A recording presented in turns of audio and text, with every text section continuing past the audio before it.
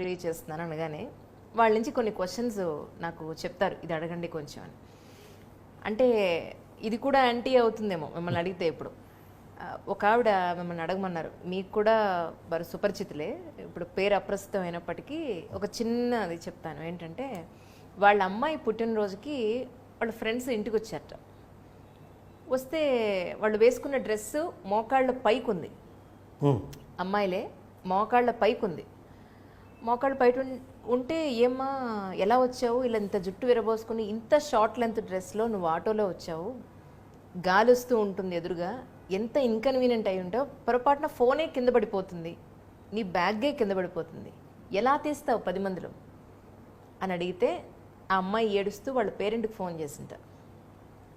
Phone చేసి అన్నవారు మా తెలిసిన ఒక పెద్ద మనిషి ఆవిడ, వాళ్ళ ఇంటికి ఈ అమ్మాయి వచ్చింది, వాళ్ళ అమ్మాయి పుట్టినరోజు. ఆ తల్లి అడిగింది. ఓకే.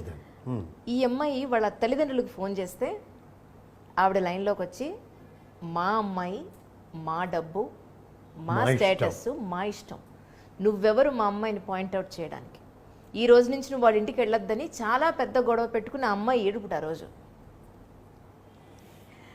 అంటే ఒక డ్రెస్సు, అమ్మాయిలకి ఒక డ్రెస్సు, ఒక మాట్లాడే విధానం, నీ నడత విలువనిస్తాయి అని తల్లిదండ్రులు ఎందుకు చెప్పలేకపోతున్నారు అనేది గొప్ప ప్రశ్న సార్. ఇది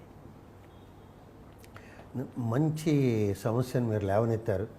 ఇది నేను కూడా చాలాసార్లు ఆలోచించాను, చెప్పడం కూడా జరిగింది. మీకు చెప్తాను.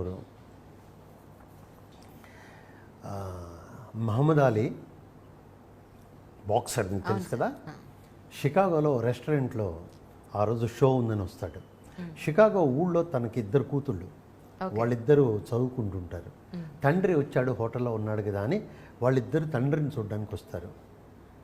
పెద్దమ్మాయి యుక్త వయసు అమ్మాయి. ఆ అమ్మాయి వచ్చిన డ్రెస్ చూసి మహమ్మద్ అలీ ఇట్లా వచ్చి కూర్చో తల్లి అన్నట్టు. చూడు అమ్మా, ఇంట్లో చాలా చాలా విలువైన ఉంటాయనుకో, విలువైన వస్తువులు మీ అమ్మ కానీ నేను కానీ ఎక్కడ పెడతామని. అవును డాడీ, లాకర్లో పెడతారు, ఇదన్నీ పెడతారు. అంటే విలువైన దాన్ని భద్రపరచుకోవాలని చెప్పటం కదా. అవును డాడీ, మరి మన శరీరంలో విలువైన వాటిని కూడా భద్రపరచుకోవాలా అక్కర్లేదా అని అడిగింది. ఆ తండ్రి అన్న మాటకి గబగబా కిందకి పరిగెత్తింది. అక్కడ కింద ఉన్నటువంటి మాల్లో ఉన్న డ్రెస్సును కొనుక్కొని వెంటనే మార్చుకొచ్చింది. అంటే అర్థం ఏంటంటే తల్లిదండ్రులు చెప్పకపోతే పిల్లలు ఇలాగే ఉంటారండి. ఇది చాలా ముఖ్యమైన పాయింట్ అండి. అమెరికాలో మహమ్మద్ అలీ లాంటి వాడు తన బిడ్డలకి చెప్పిన, వాళ్ళ ఇద్దరు కూతుళ్ళే అతనికి చెప్పిన మాట అండి. రెండో విషయం, మీకు ఇక్కడ ఒక విమెన్స్ కాలేజీ మీటింగ్లో లేట్ కలాం గారు చీఫ్ గెస్ట్, ఆయన వన్ ఆఫ్ ది స్పీకర్స్, నేను కూడా. సో ఆయన మాట్లాడారు, అయిపోయింది. తర్వాత నేను కూడా మాట్లాడ్డాం. అక్కడ అది విమెన్స్ కాలేజీ. అందులో ఒక అమ్మాయి లేచి అడిగింది, మీరేదో కొద్దిగా మాట్లాడారు డాక్టర్ గారు, మిమ్మల్ని అడగాలనుకుంటున్నాను, what is good dress, what is bad dress, మంచి దుస్తులు అంటే ఏమిటి, చెడు దుస్తులు అంటే ఏమిటి. ఏదో నన్ను ఇరకాటం పెట్టే ప్రశ్న అనుకుంది పాపం పిల్ల. ఎందుకంటే వెంటనే మిగతా వాళ్ళందరూ నవ్వారు కదా. అదొక పెద్ద ఇరకాటం. నేనేమన్నాను, అమ్మ నా దృష్టిలో సమాధానం చాలా సింపుల్. ఏంటంటే, ఏ దుస్తులు వేసుకొని నువ్వు రోడ్డు మీదకి వెళితే నలుగురు నమస్కారం పెడతారో అది గుడ్ డ్రెస్. ఏ దుస్తులు నువ్వు వేసుకొని వెళ్తే ప్రపంచం వేల వేస్తుందో అది bad dress. That is left your choice. దాని తర్వాత ఇలా జరిగింది అలా జరిగిందని మాత్రం ఆలోచించే ప్రయోజనం లేదు. నమస్కారం పెట్టించుకోవాలి. కారణం ఏంటంటే, దేహం ఎవరిదండి? భగవంతుడిదండి, నీది నాది కాదు. దేహం ఎవరి సొమ్ము తనదని పోషింప, ధనం ఎవరి సొమ్ము దానమొసగ, ప్రాణం ఎవరి సొమ్ము తా పో నిల్వగా, విశుధాభిరామ వినురవేమ అంటాడు. అలాగా ఆయన ఇచ్చిన దేహాన్ని నేను ఇలా చక్కగా ఉంచుకొని నీకు ఇస్తున్నాను స్వామి అని చెప్పి బాడీ వదిలిపెట్టాలండి. అంతేగాని దాన్ని దుర్గంధపూరితం చేసి దానికి అన్ని రకాల వ్యాధులు చేర్చి వెళ్ళిపోతే నే ఇచ్చిన దాన్ని ఇంటిని ఏం చేసావురా అని. మన పిల్లవాడికి మనం ఇల్లు కట్టించిస్తే వాడు పాడు చేస్తే ఇంటిని ఏమనుకుంటాం, అరే నేను కట్టించిన దాన్ని ఇంటిని ఏం చేసేవారని అడగడండి తండ్రి, అడగడా? అలాంటిదే ఈ ఇల్లు. అది చూడనప్పుడు మనం ఏం చేస్తాం చెప్పండి తల్లిదండ్రులకి. కాబట్టి తల్లిదండ్రులే చూడాలి. మా అమ్మాయి రోడ్డు మీదకి వెళ్తున్నాయంటే ఇది తల్లిదండ్రులు కూడా అవగాహన లోపం ఉండే. ఒక అమ్మాయి కొడుకైన కూతురైన ఎవరైనా సరే రోడ్డు మీదకి వెళ్తుంటే వాళ్ళకి నిజానికి ఆ వయసులో వ్యక్తిత్వం లేదండి. వాళ్ళకి పెళ్ళయి వాళ్ళొక స్థాయి ఉద్యోగం చేస్తూ వాళ్ళంతా వాళ్ళు సంసారం చేస్తున్నప్పుడే అప్పుడు దాకా వాళ్ళు కేర్ ఆఫ్. తండ్రి అడ్రస్లు, తండ్రి పరుగు పోతుందండి. అది తల్లిదండ్రులు ఎందుకు తెలుసుకోవట్లేదండి?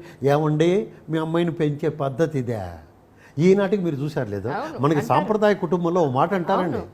అది సాంప్రదాయ కుటుంబంలో పెళ్ళి వచ్చిన కొత్తగా అమ్మాయికి ఆ అమ్మాయి వండినా ఏం చేసినా మీ అమ్మ నేర్పించింది ఇదే అంటారా? అనరా? డెఫినెట్గా అంటారు. అంటే అర్థం ఏంటండి? మరి ఎందుకు అవగాహన రాదండి? కాబట్టి అండి ఎక్కడ మొదలుపెట్టినా మీరు ఒక్కటి చెప్పక తప్పదు. చాలామంది ఎందుకంటే ఇప్పుడు మనకి మద్యం తీసుకోండి, కోట్లల్లో వ్యాపారం. స్మోకింగ్ తీసుకోండి, కోట్లల్లో వ్యాపారం. సినిమాలు తీసుకోండి, కోట్లల్లో వ్యాపారం. ఇవన్నీ కోట్లల్లో వ్యాపారం అండి. వాళ్ళల్లో ఎవరు ఇది తప్పు అని ఒప్పుకోవడానికి రెడీగా ఉంటారండి. మద్యం షాపు వాడు మద్యం తాగడం తప్పని చెప్తాటండి. అలాగే సిగరెట్లు అమ్మేవాడు సిగరెట్ తాగితే లంగు పాడవుతుందని చెప్తాటండి. అలాగే సినిమా తీసేవాడు ఈ ఐటెం సాంగులు ఇవన్నీ చూసి నువ్వు పాడవుతావని చెప్తాటండి. వాడు వాళ్ళకి కావాల్సింది బాటమ్ లైన్ మనీ. ప్రతి దానికి మనీ మనీ మనీ, అంత డబ్బు. వాళ్ళు చెప్పే సమాధానం కూడా ఉంది. కోట్లు పోసి సినిమాలు తీస్తే మాకు వెనక్కి డబ్బు రాకపోతే ఎట్టా సార్ అంటారు. అంటే అర్థం ఏంటండి? It is nothing but play on emotions. మనిషికి కొన్ని సామాజిక సహజ బలహీనతలు ఉంటాయండి. ఆ బలహీనతల్ని మీరు బలహీనత అంటే పెద్దగా ఆలోచించక్కర్లేదు. ఈవెన్ తిండి కూడా బలహీనతేనండి. ఐస్ క్రీమ్ అలా పట్టుకొని 100 తింటుంటే ఇంకేంటండి అది? అంటే అర్థం ఏంటంటే ఏ బలహీనతనైతే అవతల వాడు ఎక్స్ప్లాయిట్ చేసుకొని దాన్ని బిజినెస్ వ్యాపారం చేస్తాడో సమాజం భ్రష్టుపడడం తప్పదండి. వాళ్ళు ఒప్పుకున్నా ఒప్పుకోపోయినా నిజం. మొన్న ఎవరన్నారు, నేను ఇన్నిసార్లు సినిమా చూస్తే దొంగతనం చేశాను. ఏమంటారు? సినిమాల్లో చూసి నేను చేశాను. నువ్వేం మెసేజ్ ఇస్తావండి సినిమాలతో? ఇదే నేను మన దాంట్లో ఏంటంటే ఎవరు తప్పు చేసిన వాడు తప్పు జరుగుతోందని ఒప్పుకోరండి. తప్పు జరుగుతోందని ఎవ్వరూ ఒప్పుకోరండి.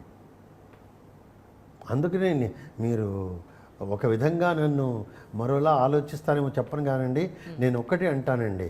ఏనాడైతే సమాజంలో violence and also misbehaviour becomes an entertainment that ruins the state.